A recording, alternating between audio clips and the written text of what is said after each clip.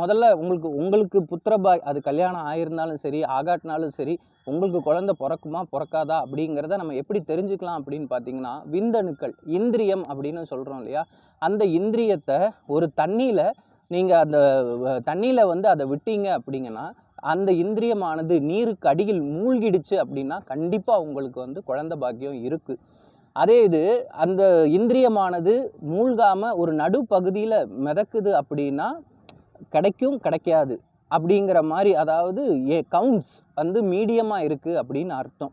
அடுத்து பார்த்தீங்கன்னா மேலே மிதந்துக்கிட்டு இருக்கும், அப்படி மிதந்துட்டு இருந்தால் கண்டிப்பாக குழந்தை பாக்கியம் இல்லை அப்படிங்கிறது தான் உண்மையான விஷயம். இது நான் சொல்லலை, சித்தர்கள் திருமூலர், போகர், பதஞ்சலி முனிவர் இவங்க எல்லாருமே கொடுத்துட்டு போயிருக்காங்க. இது உண்மையும் கூட. அப்போது இதை நீங்கள் டெஸ்ட் பண்ணி பார்த்தீங்கன்னாலே உங்களுக்கு குழந்தை பிறக்குமா பிறக்காதா அப்படிங்கிறது தெரிஞ்சிடும்.